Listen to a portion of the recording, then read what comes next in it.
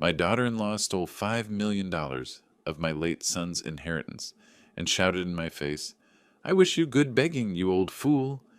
She thought I was a helpless pensioner, but I called my lawyer, canceled her luxury villa, sold her Mercedes, and ruined her life forever.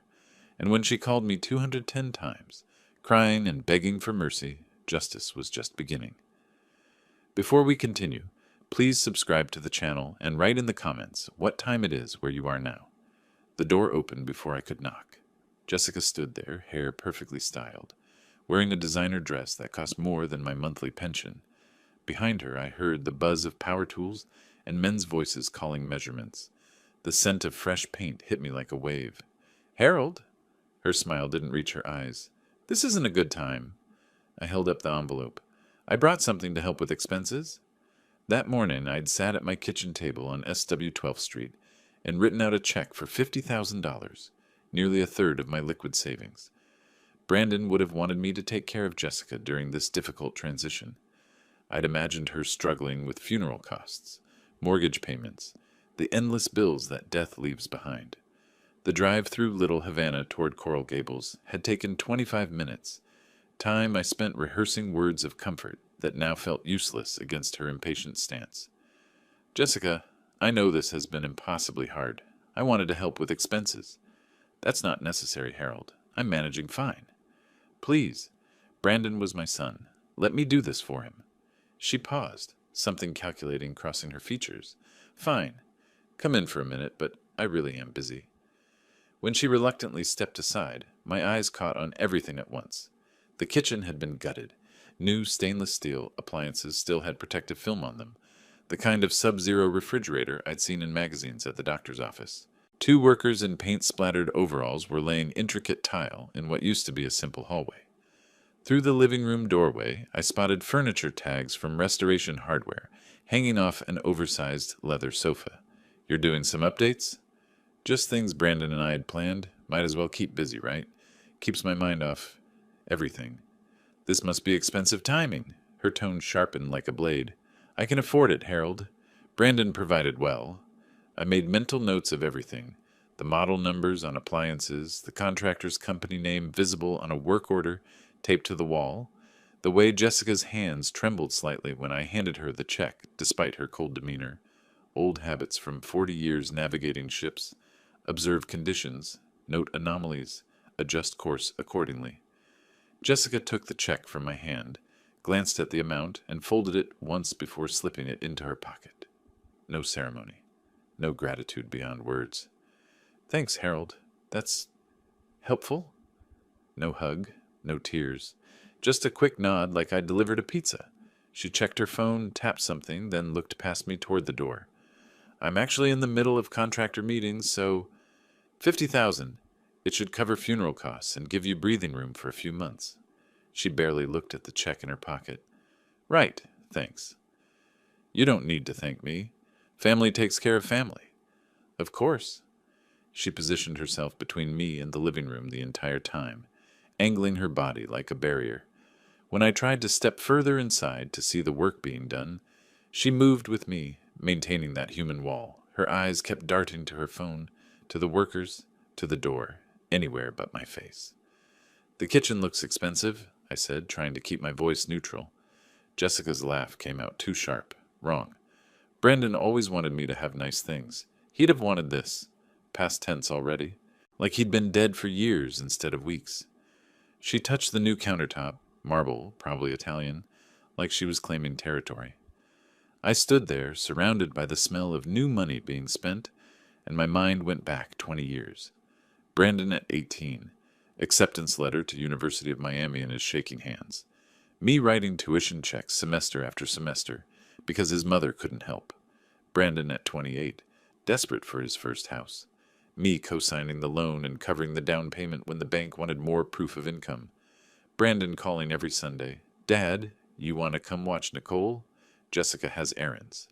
Always there. Always helping. Always the one he turned to when life got complicated. "I really do need to get back to the contractors. They're on the clock."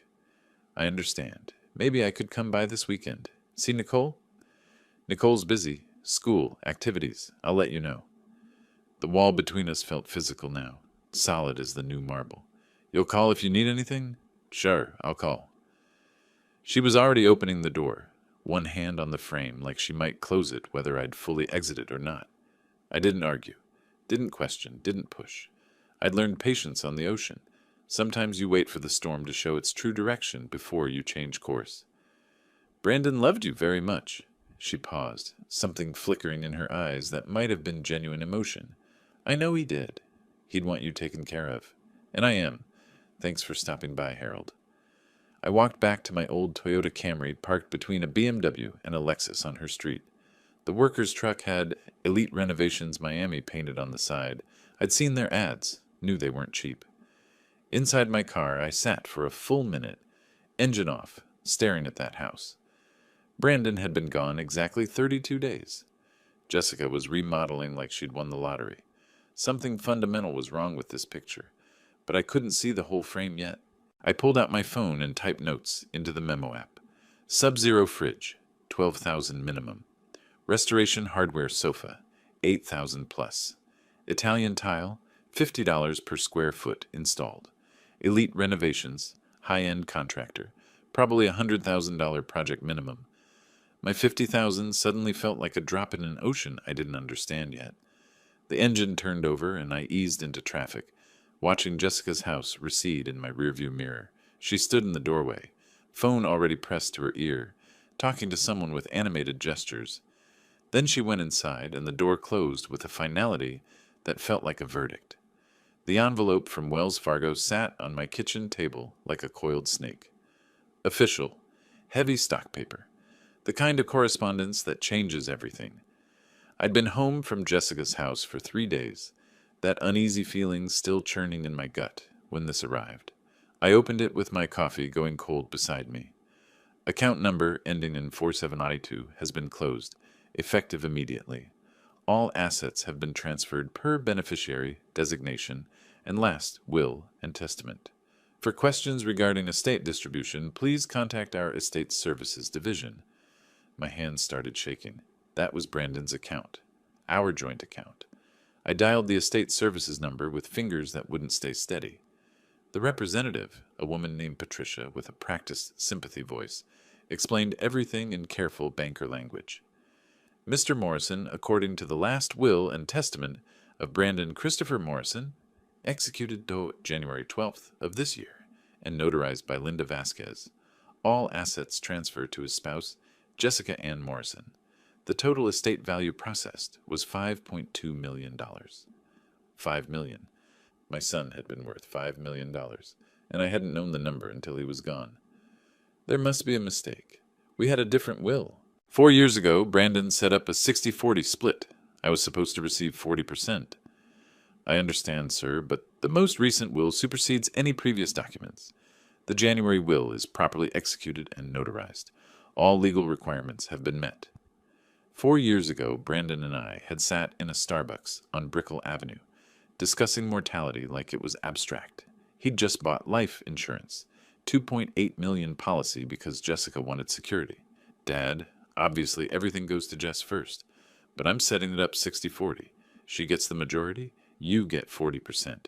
You raised me alone, paid for everything. This is your insurance too. We'd shaken hands. He'd shown me the document, signed and official. That will existed. So how did this new one? I spent an hour after the phone call building my case like I used to plot navigation charts. Every document arranged chronologically, every email printed with headers showing dates and sender information.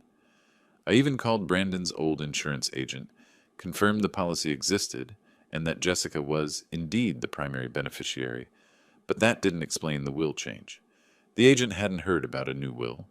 I printed every email exchange with Brandon about finances, found the copy of the original will he'd sent me as a PDF back in 2021, gathered bank statements showing my name on the joint account, stuffed it all in a manila folder.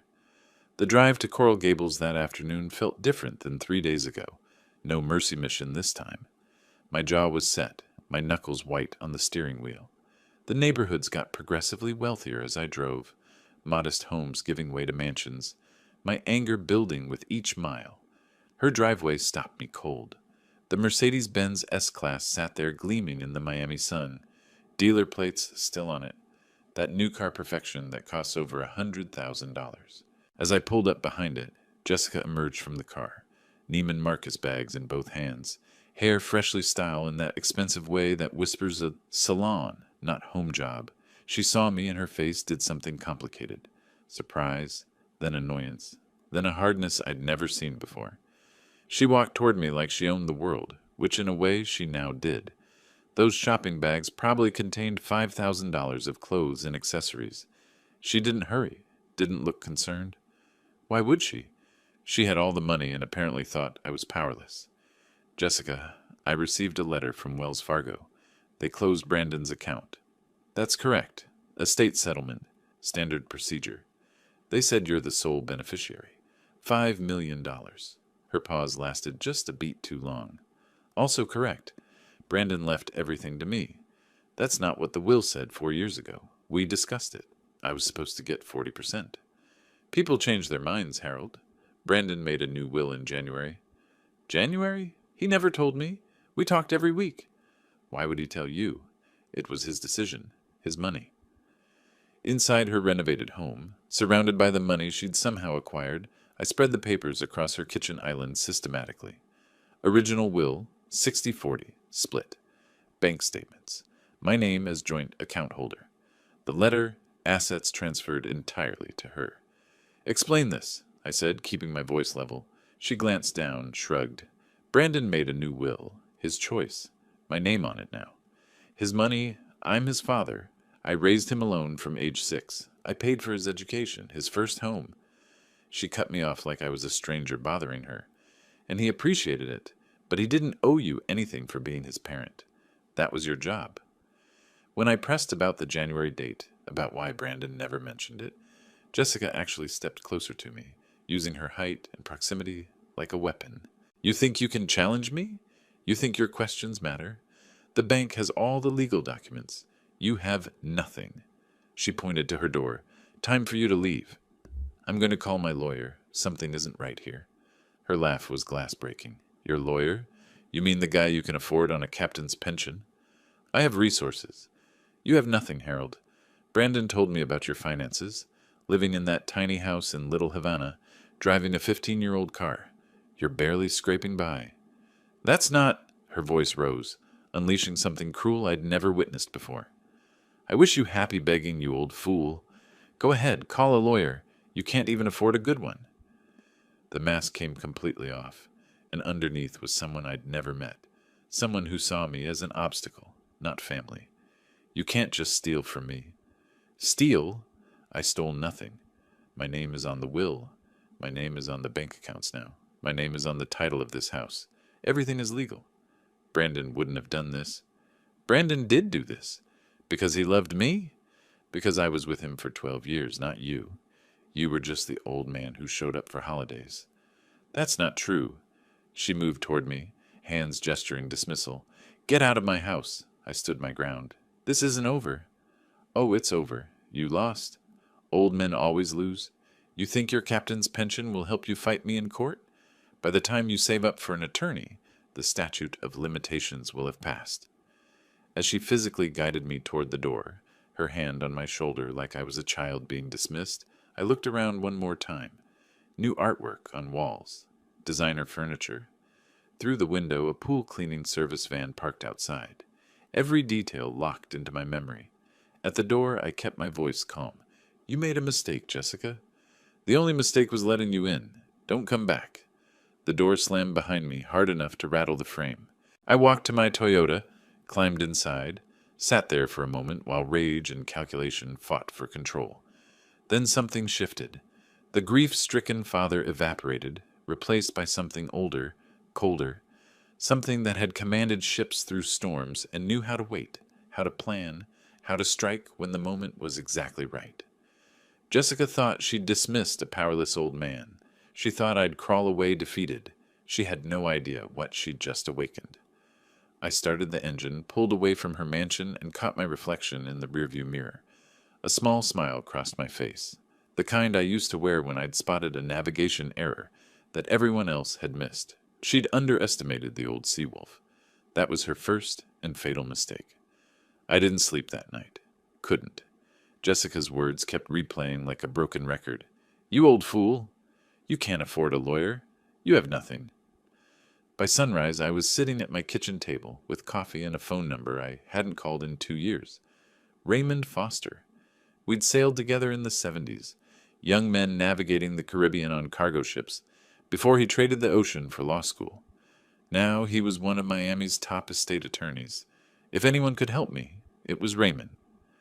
I dialed at 8 sharp. Raymond answered on the second ring, his voice still carrying that slight Bronx accent he'd never lost, despite 40 years in Florida. Raymond, it's Harold Morrison. I need help. Harold? Been too long, old friend. What's happening? My son Brandon died in a car accident last month. His wife stole his entire inheritance. $5 million? The silence lasted exactly 10 seconds. Stole? That's a strong word. She forged a will. I need you to prove it. Get to my office, right now. We'll handle this. I was already grabbing my keys. His office was in downtown Miami. 30 minutes if traffic cooperated, and I made it in 25.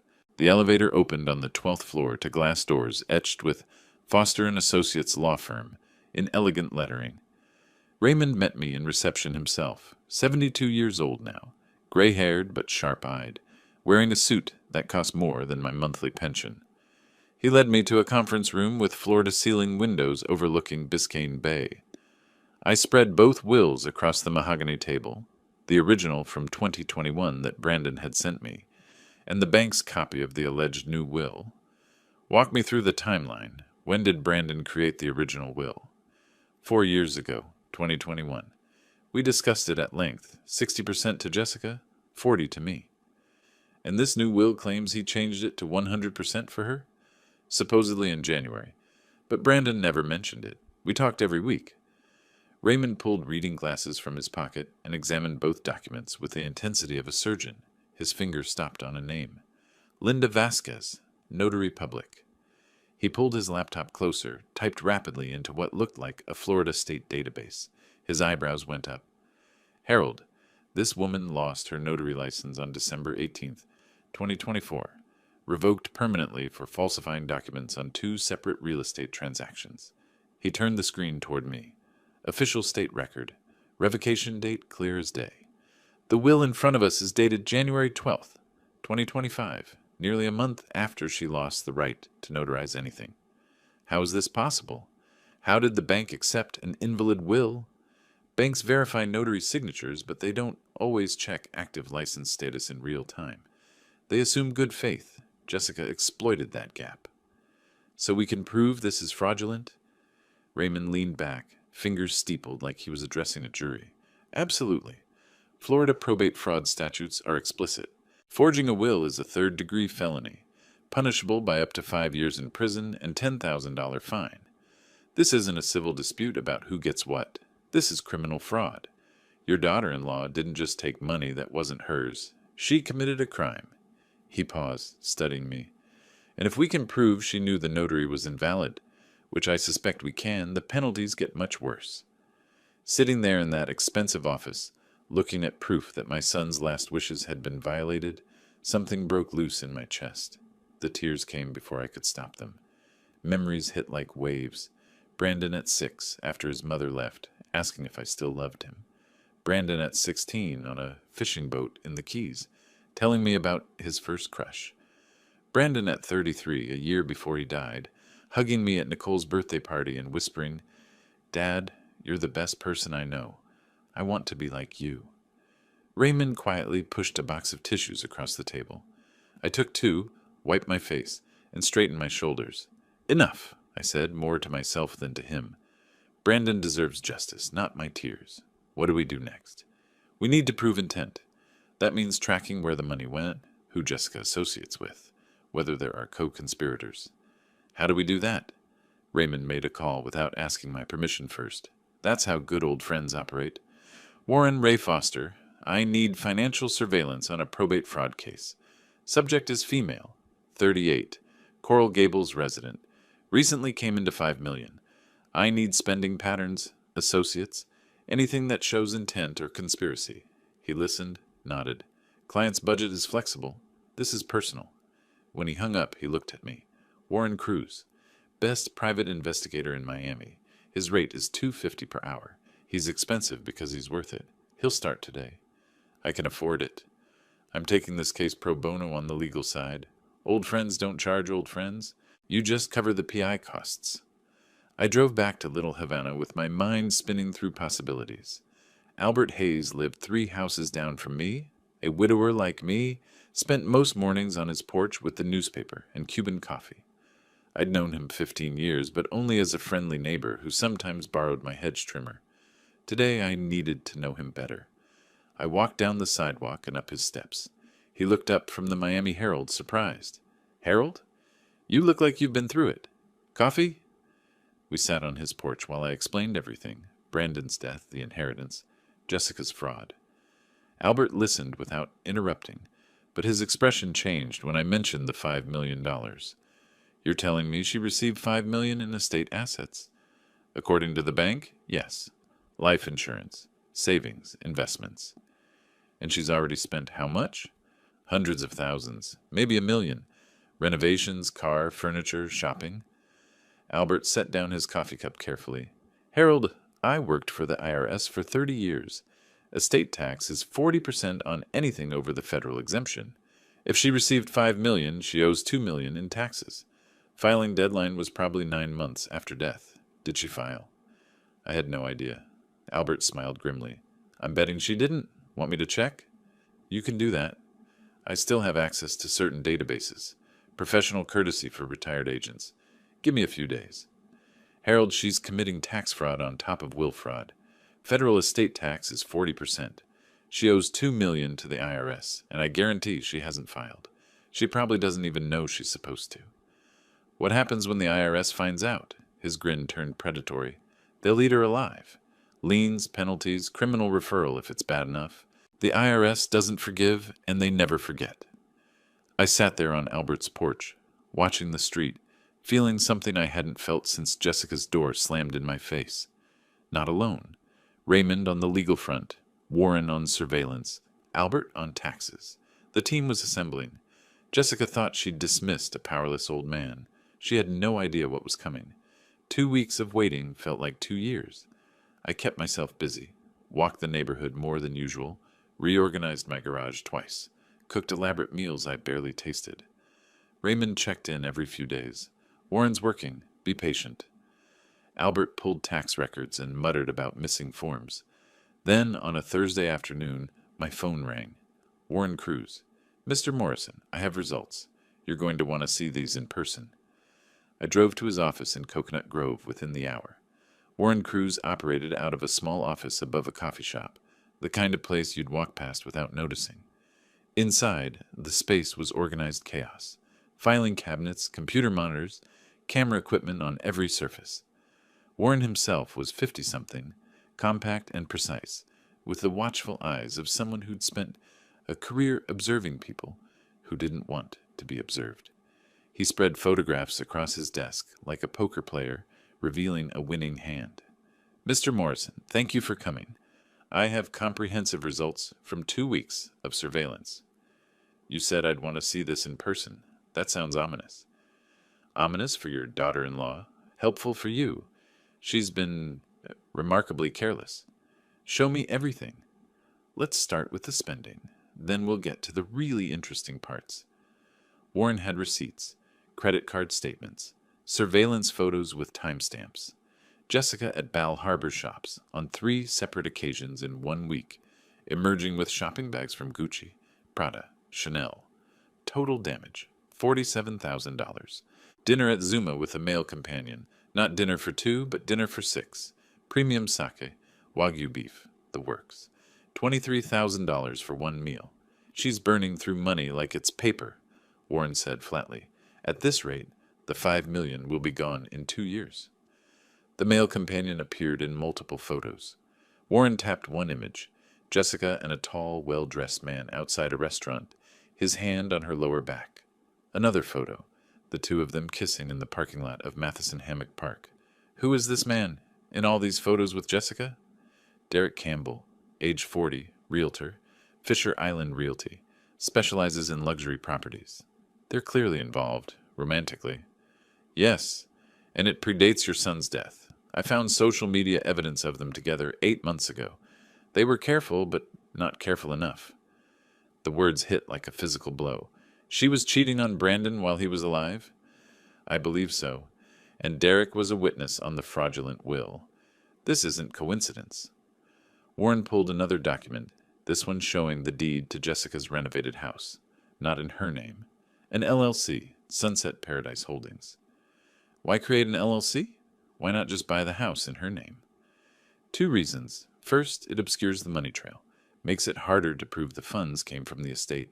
Second, LLC ownership provides liability, protection, and can reduce property taxes. It's actually smart, from a criminal perspective. Derek set this up? Derek is the registered agent. He has experience with real estate transactions. He knew exactly what he was doing. Warren had dug deeper than just spending patterns. The LLC was created 2 weeks after Brandon's death. The villa, I couldn't call it a house anymore, was purchased for $2.3 million, with a mortgage of $1.4 million. The down payment of $900,000 came from estate funds, but because it went through the LLC first, it was harder to trace. Classic money laundering structure, Warren said. Derek knows what he's doing, or thinks he does. Then came the truly spectacular part. Warren showed me Jessica's liabilities. Casino records from Seminole Hard Rock. I didn't ask how he got them. Didn't want to know. Showing Jessica down $180,000 over the past 18 months.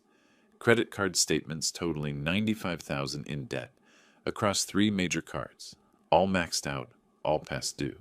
And then the loan shark documentation, $65,000 in private loans from individuals in Hialeah, the kind of people who don't send polite reminder notices. She's not just greedy, I said slowly. She's desperate. Drowning in debt. Brandon's death was her life raft, or so she thought. I spent 2 hours in Warren's office, going through every photograph, every receipt, every document.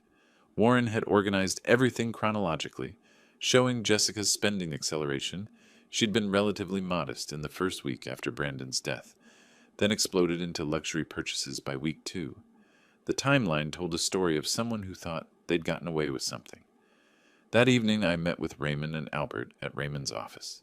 Albert had his own findings. She filed nothing. No federal estate tax return, no Florida estate tax return, no gift tax declarations on the LLC transfer. She owes the IRS approximately $2 million, and they don't even know she exists yet. Albert smiled like a predator. But they will. Raymond, when he saw all Warren's evidence, immediately started constructing a conspiracy timeline on his office whiteboard. Brandon's death in March, Jessica's immediate contact with Derek, the LLC formation, the fraudulent will signing with Derek as witness, the money transfers, the villa purchase. This isn't opportunistic fraud, Raymond said, marker in hand. This is premeditated. Derek helped her from day one. They planned this together. Warren's evidence is solid. We have proof of fraud, proof of conspiracy, proof of tax evasion. The IRS angle alone could destroy her. $2 million in unpaid taxes, plus penalties and interest. She'll never recover financially. What's our first move? Raymond capped his marker. We file in probate court to set aside the fraudulent will. Simultaneously, we submit criminal complaints for forgery and fraud. And Albert, you'll notify the IRS? Already drafted the letter. I'll send it anonymously, but with enough detail that they'll investigate immediately. Sitting in Raymond's office that evening, looking at the whiteboard covered with evidence of betrayal, I felt something shift inside me. Not anger anymore, colder than that. Calculation. Jessica's greed had made her stupid. Derek's incompetence had left a trail a blind person could follow. They'd committed multiple felonies, evaded taxes, and documented their crimes with credit card receipts and social media posts. Harold, this is going to get ugly. Jessica will fight back. Are you prepared for that? She called me an old fool, said I couldn't afford a lawyer, said I'd die begging. And now? Now she's about to learn that old doesn't mean powerless. She and Derek made every mistake possible. Their greed made them sloppy. Their arrogance made them careless. Albert nodded. They walked into a trap they built themselves? I stood looking at the evidence board, photographs, receipts, legal documents, tax forms, everything we needed to dismantle Jessica's stolen empire.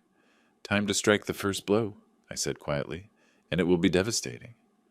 Raymond smiled. I'll start drafting the filings tonight. I left Raymond's office carrying a folder of evidence, walking out into the Miami night. The city lights sparkled across Biscayne Bay, and for the first time since Brandon died, I felt something close to peace. Jessica thought she'd won, thought she'd outsmarted everyone, thought an old captain with a modest pension couldn't touch her. She had no idea the storm that was coming. Raymond called me at dawn. It's time, Harold. I'm filing this morning. All 3 petitions simultaneously. Are you ready for what comes next? I was already dressed, coffee brewing in the kitchen, watching the sun rise over Little Havana. Ready? I'd been ready since the day Jessica slammed her door in my face. File them, I said. Let's end this. By 9 that morning, Raymond stood in Miami-Dade County Probate Court with 3 separate legal filings, each one more devastating than the last. Raymond walked into the probate clerk's office carrying 3 manila folders that would destroy Jessica's world. The clerk, a middle-aged woman named Carmen who'd worked there 20 years, took one look at the emergency motion stamp and called the duty judge immediately. Judge Maria Rodriguez was in her chambers within 15 minutes, reading through the evidence Raymond had compiled, the handwriting expert's affidavit showing signature inconsistencies, the Florida State Database printout proving Linda Vasquez lost her notary license in December, and the original 2021 will with its clear 60/40 distribution. By 10:30, she'd signed the temporary restraining order with a note in the margin, prima facie evidence of fraud, assets frozen pending full hearing. Raymond's office called Wells Fargo's legal department at 11. By noon, every account connected to Brandon Morrison's estate was flagged in the system. Jessica's checking account, savings account, the money market account where she'd parked $2.7 million, all showed the same status, frozen by court order. The bank's automated system sent her an email notification, but Jessica didn't see it. She was still asleep, having stayed up late the night before shopping online, a glass of Prosecco on her nightstand going flat in the morning light. The next morning, the Miami-Dade sheriff's deputy arrived at Jessica's villa at exactly 6:47, the earliest time allowed for civil service. He rang the doorbell 3 times before Jessica appeared, bleary-eyed, wearing a silk bathrobe that cost $800, her hair messy, makeup smeared. Jessica Morrison, I have court documents for you. He handed her the thick envelope and had her sign for receipt. She stood there on her marble-floored foyer, barefoot, reading the first page. Petition to set aside fraudulent will. Her hands started shaking.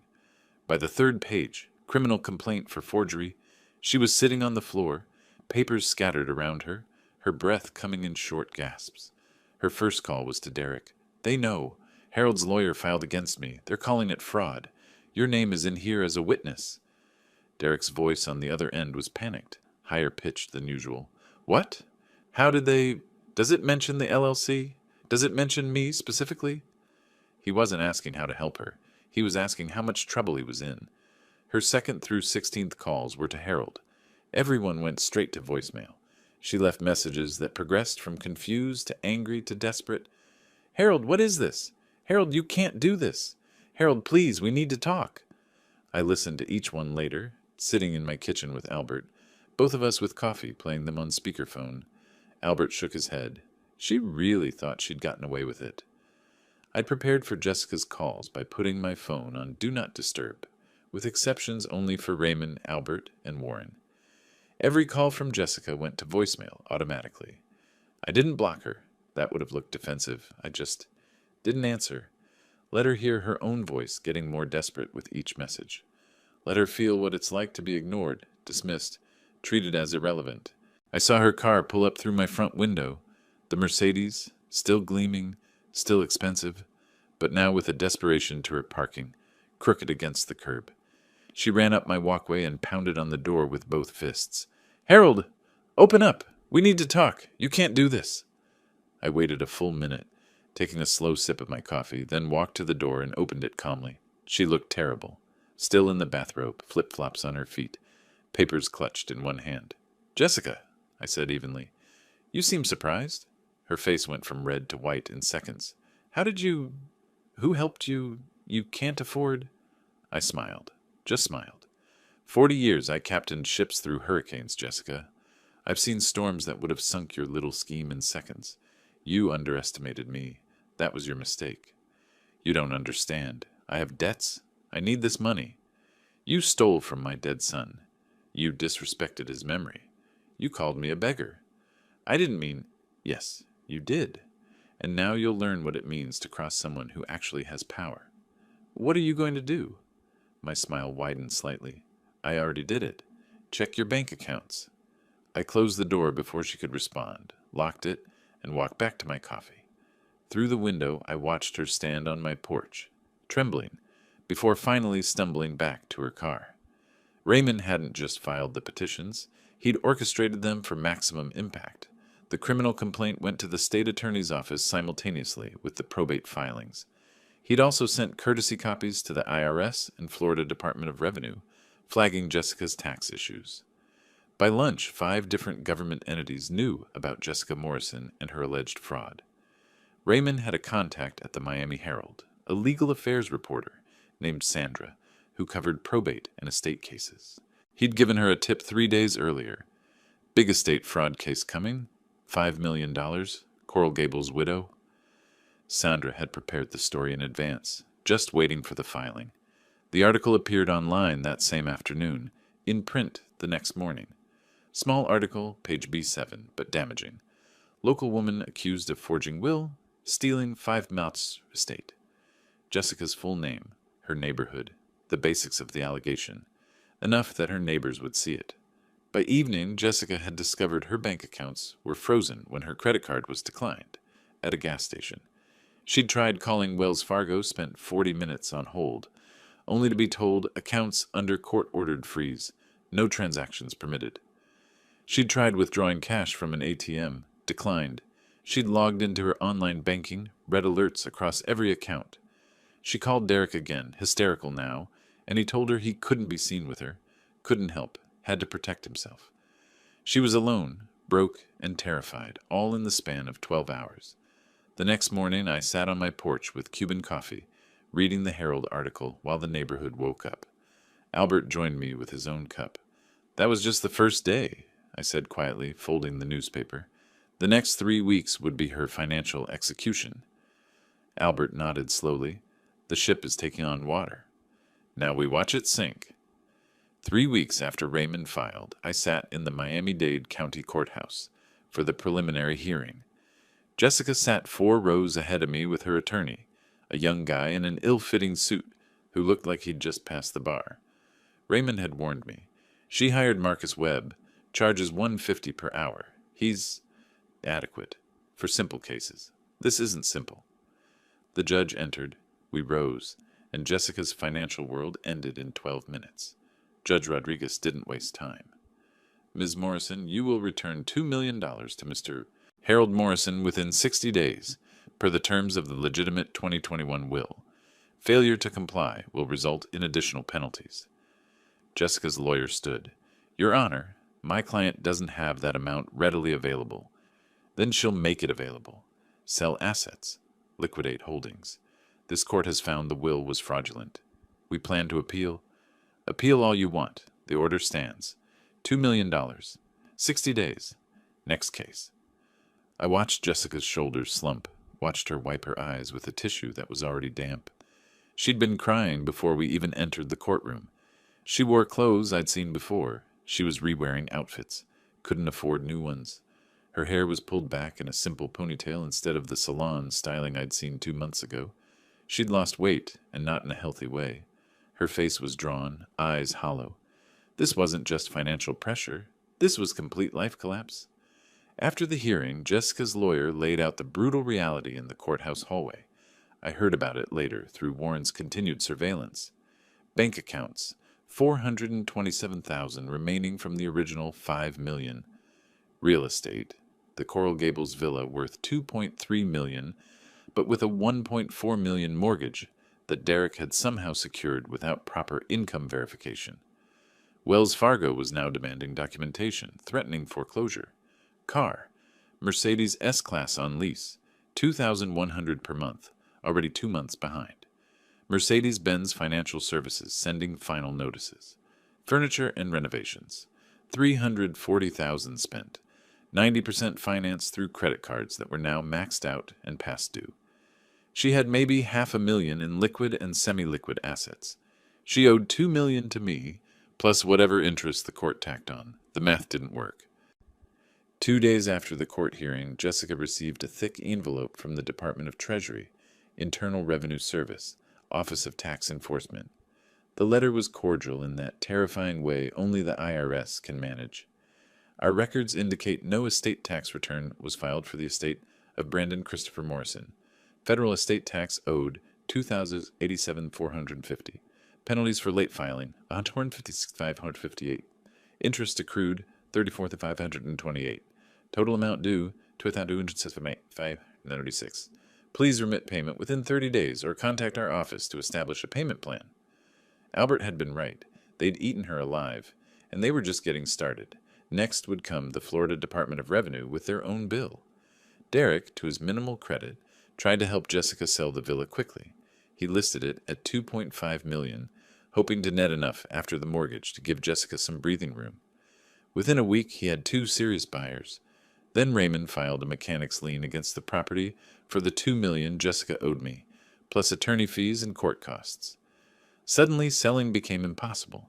Any buyer's title search would reveal the lien, and no bank would approve a mortgage on a property with that kind of encumbrance. Derek called Raymond, tried to negotiate. Raymond's response was polite and final. The lien stays until Mr. Morrison is paid in full. Have a nice day. Derek stopped returning Jessica's calls after that. Hector arrived on a Saturday afternoon in a black Escalade with tinted windows. He was polite, almost friendly, as he stood on Jessica's doorstep explaining that his employer, he never said who, was concerned about the $65,000 loan that was now 4 months past due. "We understand you're having difficulties," Hector said, his accent thick, his smile not reaching his eyes. "But our patience has limits. We need to see good faith. Maybe $10,000 this week?" Jessica, standing in her $800 bathrobe in her $2.3 million villa, told him she didn't have $10,000. Hector's smile disappeared.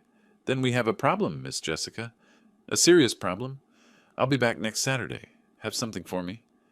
He left without saying goodbye. Jessica stood in her foyer, shaking for 20 minutes after his Escalade drove away. The 23 calls came over 5 days. First, she tried different numbers. Her cell, Derek's cell before he cut her off, even calling from the villa's landline. Then emails, formal ones, emotional ones, one that was just please in the subject line. She sent text messages at 2 in the morning, 3 in the morning, clearly not sleeping. Finally, a handwritten letter arrived at my house, postmarked from Coral Gables. I opened it at my kitchen table. "Dear Harold, I made terrible mistakes. I was greedy and cruel. I know you have no reason to forgive me, but I'm begging you to drop the criminal charges. I'll give you everything I have left. Please don't send me to prison. Please. Jessica." I folded it carefully and put it in the file Raymond was building. Evidence of consciousness, of guilt. Every morning I made Cuban coffee the way I'd learned in Little Havana 30 years ago. Strong, sweet. The espuma, thick and perfect. I'd sit on my porch, check my phone for Jessica's overnight messages, and read them while the neighborhood woke up. Albert would often join me, bringing his own cup, and we'd review the latest development. IRS notice, credit card company lawsuit, Mercedes repossession warning. "She's drowning," Albert said one morning. I took a sip of coffee. "Ships sink when they take on more water than they can bail. She punched holes in her own hull." Raymond didn't just defend, he attacked. When Jessica's lawyer filed a motion to reduce the $2 million judgment, Raymond filed a counter-motion to increase it with accrued interest. When Derek tried to argue he wasn't involved in the fraud, Raymond subpoenaed his bank records and real estate transaction files. Every legal avenue Jessica tried to explore, Raymond blocked. It was methodical, professional, and absolutely ruthless. Through Warren's continued surveillance, I received weekly reports of the creditors circling Jessica. American Express sued for $95,000. Chase Bank sued for $42,000. Restoration Hardware sued for $38,000 on the unpaid furniture. Each lawsuit was another nail in her coffin, another judgment that would follow her for decades. She's going to declare bankruptcy, Warren predicted. I shook my head. Bankruptcy doesn't discharge fraud judgments, or criminal penalties, or tax debt. She's trapped. 3 weeks. The empire I watched her build with stolen money took 3 weeks to crumble. Every morning brought a new disaster for Jessica. Another creditor, another legal filing, another door closing. I sat on my porch that late July morning, coffee in hand, reading Jessica's latest desperate message. The sun was warm, the neighborhood quiet, and somewhere across Miami, Jessica Morrison was learning what it meant to steal from someone who understood patience. But Jessica and Derek weren't done fighting. They were about to make their worst mistake yet. The call came from a number I didn't recognize. Raymond's voice was amused when he reached me. "Harold, you're not going to believe this. Jessica and Derek just filed a countersuit. Against you. Against me. They're claiming we're the criminals." I set down my coffee. "What?" "Intentional infliction of emotional distress. Defamation. Elder abuse. They're throwing everything at the wall to see what sticks." I smiled. "Let them try." Raymond explained it to me in detail over the phone, reading sections aloud with barely suppressed laughter. Jessica and Derek had hired Thomas Bradley, a personal injury lawyer who normally handled slip and fall cases, charging $400 per hour with money borrowed from Derek's mother. The suit claimed I was harassing and persecuting Jessica, that the Herald article constituted defamation orchestrated by me, and that Raymond was taking advantage of my diminished capacity as an elderly man for financial gain. "It's desperate," Raymond said, "but desperate people file desperate lawsuits. They're hoping to create enough smoke that someone thinks there's fire." "When's the hearing?" 2 weeks, mid-August. Same judge, Rodriguez. She's going to tear them apart." The courtroom was the same one where Judge Rodriguez had ruled against Jessica 3 weeks earlier. This time, Jessica and Derek sat together at the plaintiff's table with Thomas Bradley between them, all three looking like they'd rather be anywhere else. Derek wore an expensive suit that hung wrong on him, too much cologne, nervous energy radiating off him in waves. Jessica had aged another 10 years. Her hair needed touching up at the roots. Her clothes were off the rack instead of designer. Judge Rodriguez entered, and I could see from her expression she'd read the filing and was not impressed. Raymond stood with the easy confidence of someone holding a royal flush. 20 minutes. That's how long it took Raymond to dismantle their entire case. For the emotional distress claim, he showed that I had merely exercised legal rights to contest a fraudulent will, protected activity. For defamation, he proved every statement in the Herald article was factually accurate and based on public court records. For the elder abuse claim against himself, he produced letters of recommendation from the Florida bar, testimony from other clients, and his 42 years of spotless practice. Then he went on offense. He presented the handwriting analysis proving the will was forged, bank records showing Jessica's spending spree, credit reports showing her debts, and the photographs, Derek and Jessica together in December, 2 months before Brandon died, kissing outside a restaurant in Coconut Grove, her hand on his chest, his arm around her waist. The judge didn't even wait for Bradley to respond. "Ms. Morrison, in 18 years on the bench, this is the most frivolous, bad faith filing I've encountered. You forged a will. You stole from your dead husband's father. You spent the money on your lover." She looked at Derek. "Mr. Campbell, you helped her do it, and now you have the audacity to claim Mr. Morrison is the wrongdoer." She turned to the court reporter. "Motion dismissed with prejudice. The plaintiffs are jointly and severally liable for a $15,000 sanction for frivolous litigation, payable to Mr. Morrison within 30 days. Mr. Foster, draft the order." Jessica Stark crying right there. Loud sobs that echoed in the quiet courtroom. Derek stared at the table, face bright red. Raymond gathered his papers calmly. I sat in the gallery, watching justice work. The Herald article the next day was worse than the first one. Front page of the Metro section this time, with details pulled from the court hearing. Coral Gables woman's fraud, scheme exposed. Forged will, secret lover, millions gone.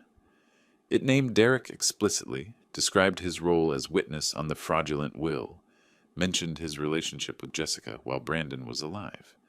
By afternoon, Derek's boss at Fisher Island Realty called him into the office. The conversation lasted 3 minutes. "We can't have an employee associated with fraud. You're terminated. Clear your desk." Derek called Jessica immediately, and Warren, still on surveillance, recorded the call. Derek screaming, "This is all your fault. You ruined my life. My career is over. My name is in the paper." Jessica trying to respond. Derek cutting her off. "I'm done with you. Done. Don't call me again." Then silence. He'd blocked her number. She was completely alone. I bought 3 copies of the Herald the next morning, one to keep, one for Raymond, one for Albert. I read the article on my porch with my usual Cuban coffee, marking the best passages with a pen.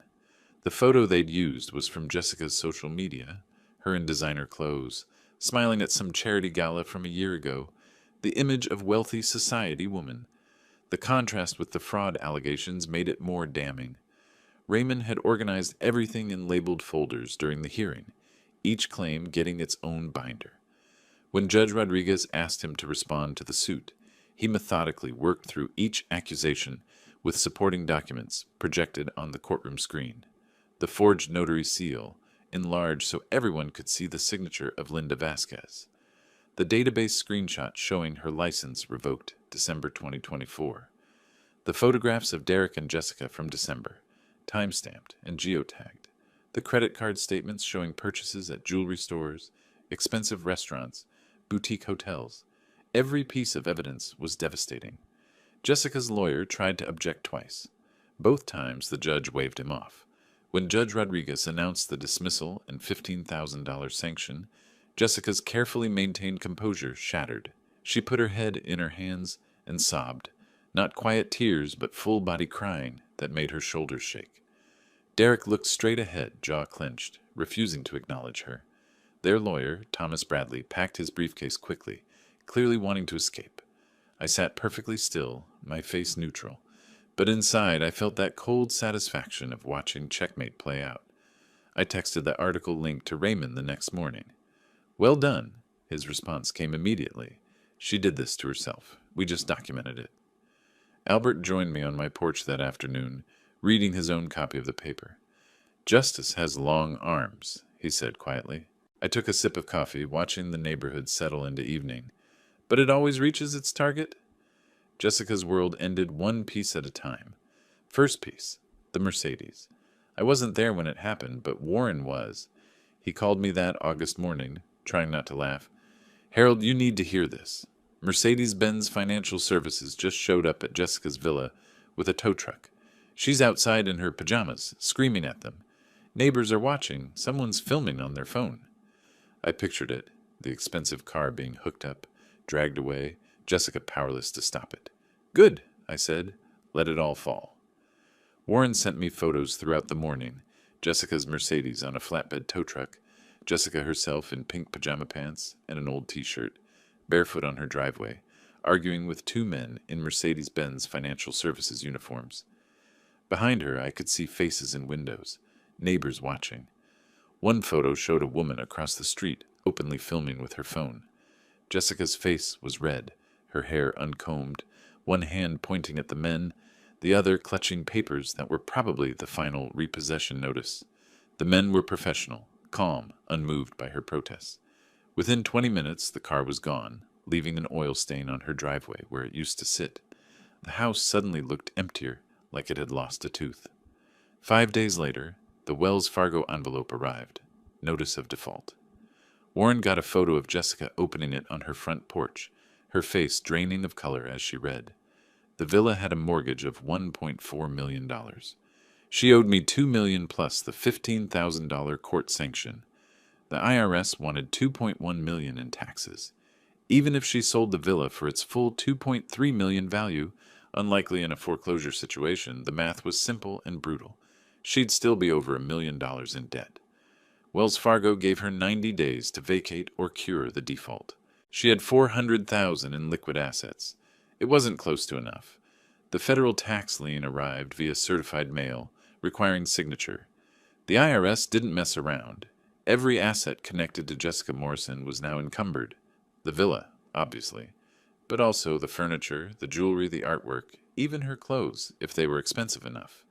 The lien notice explained in careful bureaucratic language that attempting to sell, transfer, or hide any assets would constitute federal tax evasion, a felony carrying up to 5 years in prison. Jessica was trapped. Warren documented the move. Jessica loaded boxes into a U-Haul van she'd rented herself. No movers, no help, just her struggling with furniture in the August heat. The new place was a one-bedroom apartment in Hialeah, a working-class neighborhood northwest of Miami. Rent was $1,400 a month, a fraction of what the villa mortgage had been, but it might as well have been on a different planet. The building was older, paint peeling in places, parking lot cracked and weedy. Her new neighbors were working families, people who lived paycheck to paycheck. Jessica had gone from country club lunches to catching the bus at the corner. Warren's final photo of the moving day showed her sitting on the apartment steps at dusk, alone, face in her hands, surrounded by boxes she still needed to unpack. Through Warren's surveillance, I saw her trying to maintain appearances even as everything crumbled. She'd changed clothes after the repossession before walking to the neighborhood coffee shop, put on makeup, tried to look normal. But the neighbors knew. News traveled fast in Coral Gables. By afternoon, the neighborhood gossip chain had spread the story. Jessica Morrison's car was repossessed. She's broke. The fraud case in the paper was about her. Her former friends from book club, tennis group, charity boards, when she called them, they stopped answering. One woman, caught on Warren's camera, literally crossed the street to avoid talking to Jessica. Social death in real time. I chose Versailles Restaurant deliberately. Cuban food in Little Havana, the kind of place that felt like home, not pretentious or expensive. Nicole arrived looking so much like Brandon it hurt. Same eyes, same way of moving. She was 35 now, teaching elementary school in Coral Gables, and she hugged me so hard I thought my ribs would crack. We ordered Cuban coffee and croquetas, and she started talking. Grandpa, I need to tell you things about Jessica, about Dad. The story came out in pieces. How Jessica had gradually cut Nicole out of Brandon's life over the past 2 years, claiming I was a bad influence, that Nicole upset Brandon by asking for money, that family visits were stressful. Lies, all lies, designed to isolate Brandon from everyone who really loved him. Then Nicole told me what Brandon had said to her 3 weeks before he died, at Nicole's birthday dinner. If something ever happens to me, promise you'll make sure Grandpa Harold gets everything he's supposed to. He's the most important person in my life. Make sure he knows that. She cried 3 times during our lunch. First when I hugged her and she smelled my cologne, apparently the same brand Brandon had used. Second, when she talked about Jessica, banning her from visiting her father. Third, when she repeated Brandon's last words about me. I let her cry, didn't rush her, just held her hand across the table and passed napkins when needed. Did you know Jessica banned me from visiting Dad for the last 2 years? I suspected. You stopped coming to family dinners. She told Dad I was always asking for money, that I was stressful to be around. None of it was true.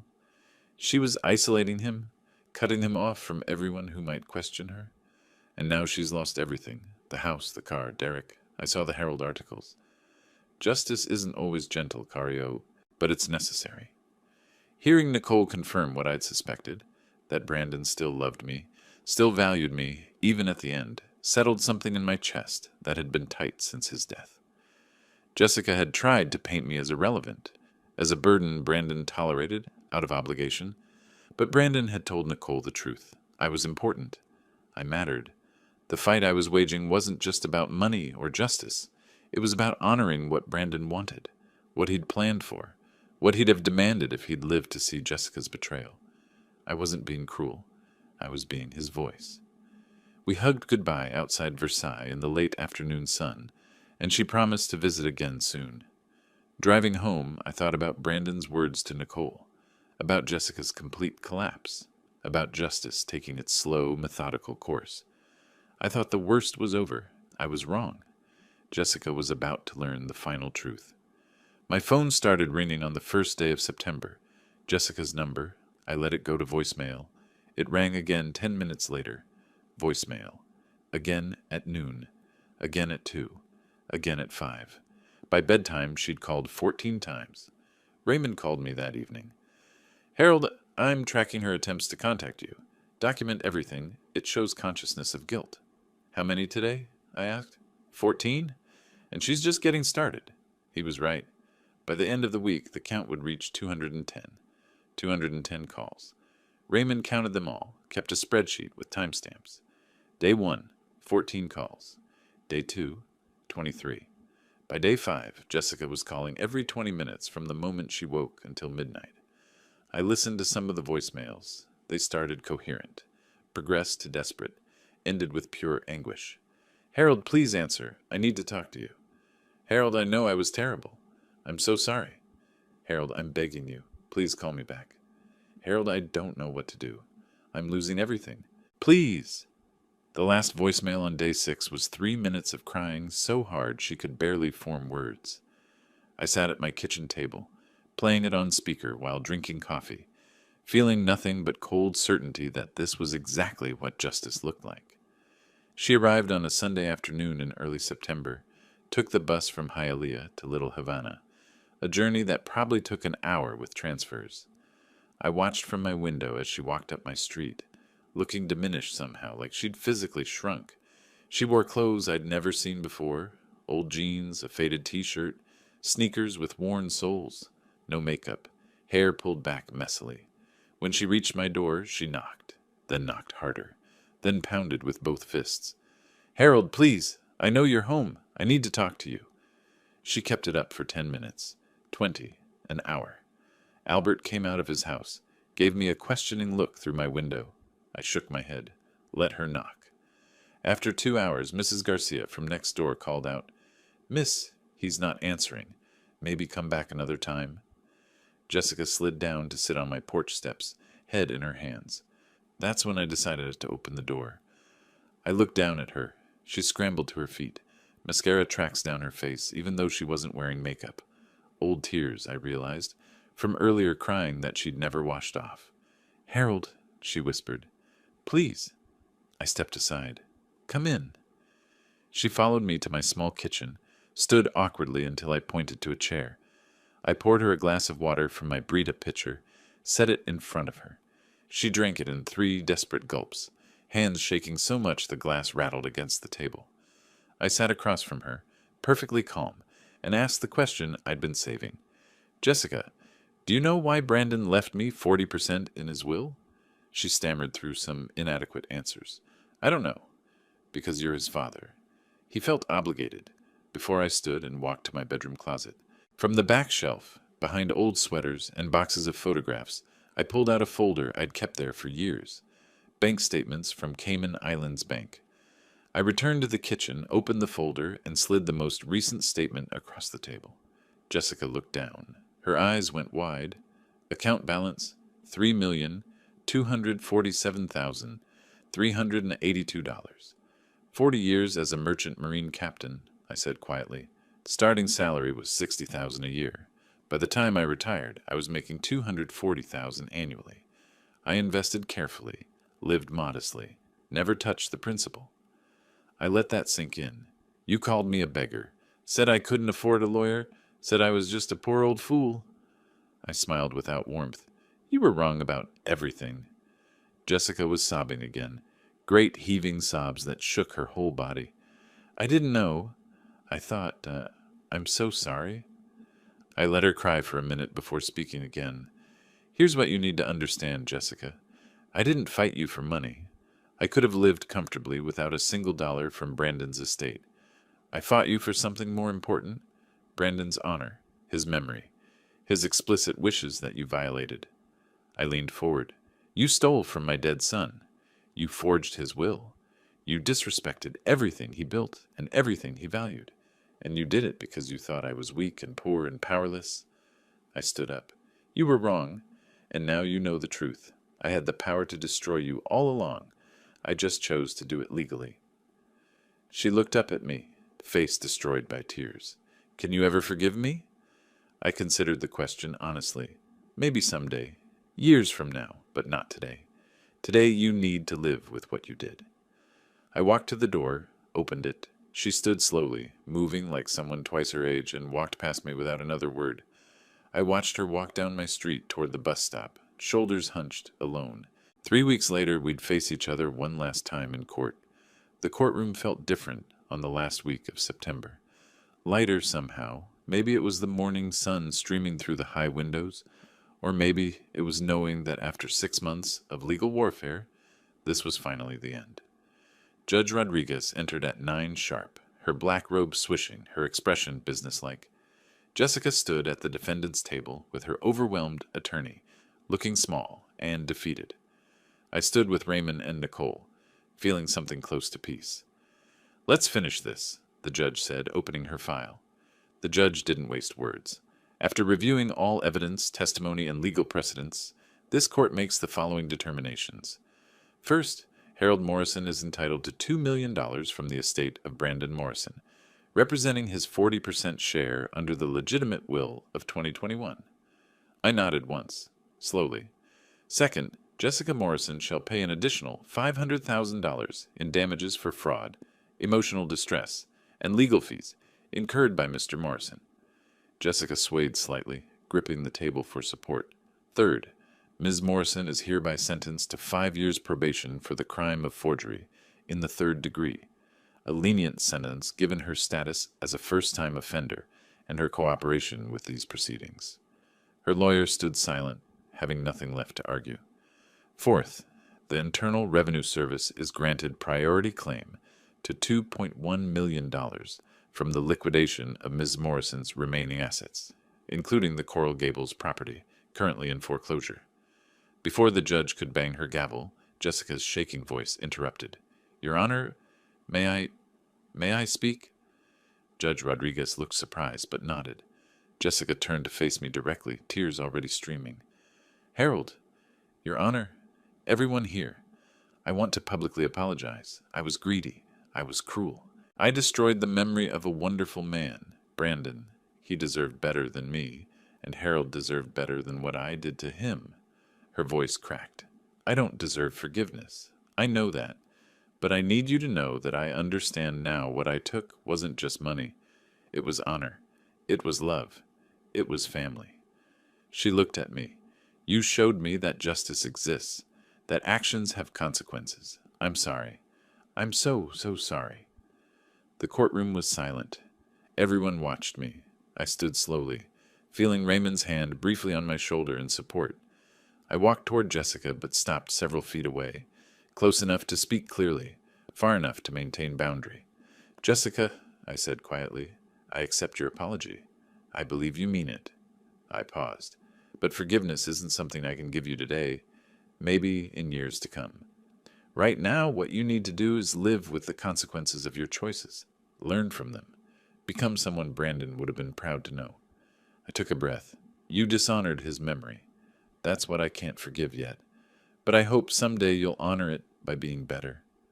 I turned and walked back to Raymond and Nicole, leaving Jessica crying at her table. Outside, Miami sunshine hit us like a warm wave. Nicole hugged me so tight I felt my ribs protest, then pulled back with tears in her eyes. "Abuelo, you did it. You really did it." I touched her face gently.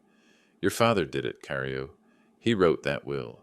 He made sure I'd be taken care of. I just made sure his wishes were respected." Raymond shook my hand formally, then pulled me into a brief hug. 40 years I've practiced law," he said. "This might be the most satisfying case I've ever won." We stood there on the courthouse steps, traffic flowing past on Flagler Street, and I felt something release in my chest. The weight of 6 months of fighting finally lifted. Over the next week, I handled the money Brandon had wanted me to have. $500,000 went into an educational trust for Nicole and her future children. She cried when I told her, said it was too much, but I insisted. Brandon would have wanted his daughter taken care of. $300,000 I donated to the Merchant Marine Scholarship Fund in Brandon's name, helping young sailors get their training, honoring the career that had given me everything. The rest, roughly $1.2 million after taxes and fees, went into secure investments for my retirement. I didn't need luxury. I needed security and peace. Jessica, I heard through Warren's final report, moved to a studio apartment in Kendall, got a job at Target and another as a night cleaner, would spend the next 15 years paying off debts. Derek never recovered his real estate career, last spotted working at a car dealership in Homestead. Their greed had cost them everything. 3 days after the final hearing, I was back on my porch in Little Havana. Same routine I'd had for 15 years.